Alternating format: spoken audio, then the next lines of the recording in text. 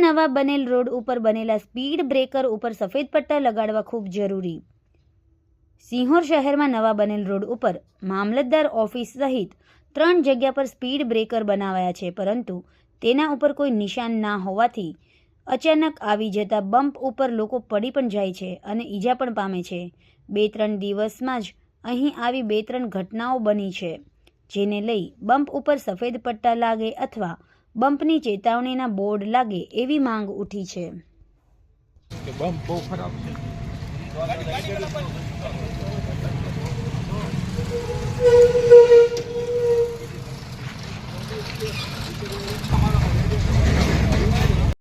Okay, જય ભારત। આજ રોજ સિહોર ભાવનગર હાઈવે રોડ તાજેતરમાં નવો બનાવવામાં આવેલ છે। નો ડાઉટ સારું કામ છે, પણ તે સ્પીડ બ્રેકર નવા મૂકવામાં આવ્યા છે, તે અંધારામાં મૂકેલા છે। તે સ્પીડ બ્રેકર આગળ રેડિયેટર પટ્ટો કે વ્હાઇટ પટ્ટો મારો આજે હમણાં 2 જણા જ અહીંથી પડી ગયા, એમના વાઇફને દાખલ કરવામાં આવ્યા છે। તે મારી વિનંતી કે જે સ્પીડ બ્રેકર મૂક્યા છે ત્યાં રેડિયેટર પટ્ટો અથવા વ્હાઇટ પટ્ટો મારવા વિનંતી।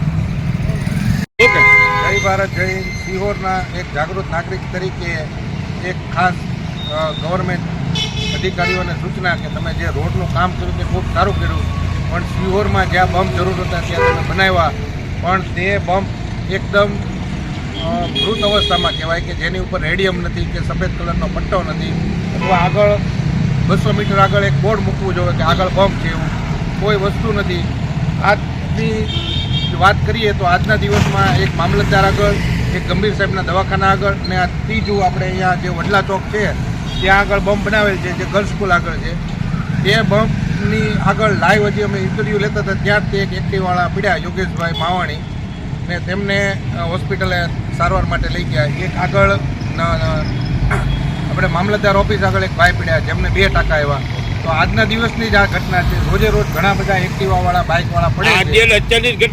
આજની જ ઘટના જે અમારી લાઈવ છે, અમે નજર જોયું છે કે 2 હસબન્ડ વાઇફ એક્ટિવા લઈને નીકળ્યા અને ખ્યાલ ન રહ્યો કે બમ્પ છે, તો આ બમ્પ ઉપર તાકીદે રેડિયમ અથવા સફેદ કલરના પટ્ટા અને આગળ એક બોર્ડ મુકાવે તેવી ગવર્મેન્ટ અધિકારીઓને આપણી ખાસ નમ્ર નિવેદન।